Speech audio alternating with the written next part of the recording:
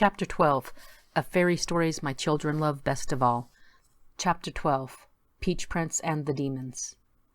Long, long ago, in a village near a mountain from which flowed a stream of purest water, there lived an old man and an old woman. The old man was a woodcutter, and the old woman, his wife, kept house for him. They were very lonely, for they had no child, and they often grieved over their hard lot.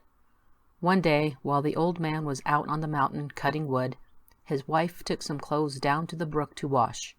She had hardly begun when she saw a peach floating in the stream. She picked it up and took it home to share it with her husband.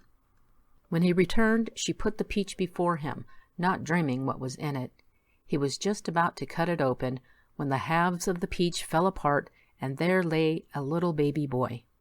The happy old couple rejoiced over him and reared him tenderly. Because he was born of a peach, they called him Peach Prince. The most wonderful thing about the child was his great strength. He would astonish his foster mother by lifting her washtub above his head without spilling a drop. The lad grew to be strong and brave and good. He was always kind to his foster parents and saved them much toil. He practiced archery, wrestling, and handling the iron club until he was not afraid of anybody or anything. He even laughed at the demons living in the clouds or on lonely islands in the sea. He was also kind to birds and animals, so that they were very tame and became his friends. Now there was an island far out in the ocean inhabited by demons with horns on their heads and big sharp tusks in their mouth. In the center of the island was the giant demon's castle, built inside of a great cave which was full of all kinds of treasures. Peach Prince made up his mind to conquer these demons and get their treasures. He prepared his weapons and asked his foster mother to make him some millet dumplings. So the old woman made the dumplings, which the little hero stowed away in a bamboo box. This he wrapped in a silk napkin and flung it over his shoulder. Then he seized his iron club, and he also carried his flag over his shoulder as the sign of war. The flag was of white silk, crossed by 2 black bars at the top, and underneath these bars was embroidered a peach floating on a running stream. Peach Prince then bade the old folks goodbye and walked briskly off.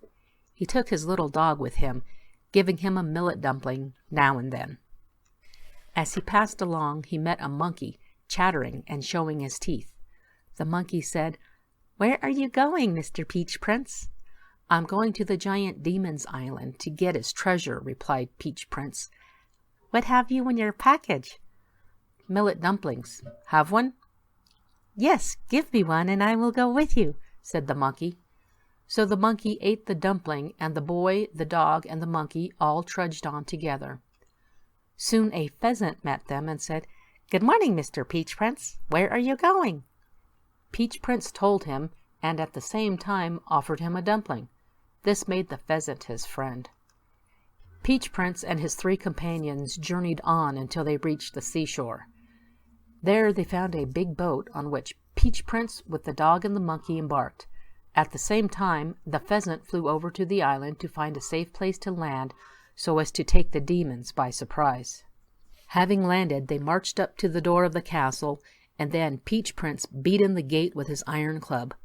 Rushing into the castle, he put the small demons to flight, and, dashing forward, the little hero reached the room where the giant demon was just waking up.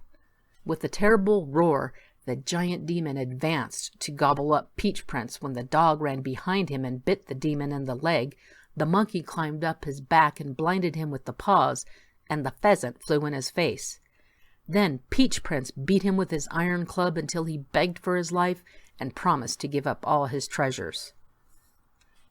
The demons brought all their precious things out of the storehouse and laid them on great trays before our little hero and his little army. Peach Prince sat on a rock with his 3 companions around him. On the right sat his faithful monkey, while the pheasant and the dog sat on the left.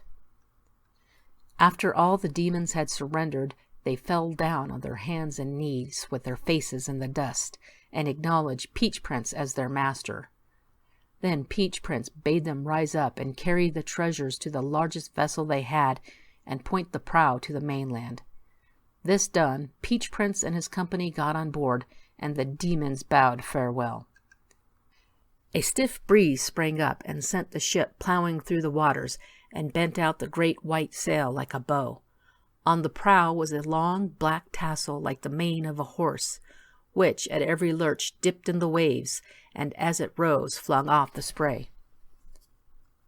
The old couple, becoming anxious after their Peach Prince, had traveled down to the seashore and arrived just as the treasure ship hove in sight. How beautiful it looked, with its branches of red coral and shining heaps of gold and silver, glistening pearls and emeralds, and piles of agate and crystal. Peach Prince came home laden with riches enough to keep the old couple in comfort all their lives, and he himself lived in a great state. He knighted the monkey, the dog, and the pheasant, and made them his bodyguard. Then he married a beautiful princess, and lived happily till he died. End of chapter 12.